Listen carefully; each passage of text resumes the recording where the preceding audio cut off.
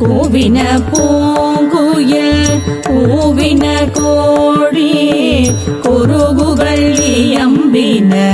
இயம்பின சங்கம் ஓவின தாரகை ஒளி ஒளி உதயத்து ஒரு படுகின்றது விருப்பொடு நமக்கு தேவனல் சேரி கடல் தாழினை காட்டாய் திருப்பெருந்துறை உரை சிவபெருமானே யாவரும்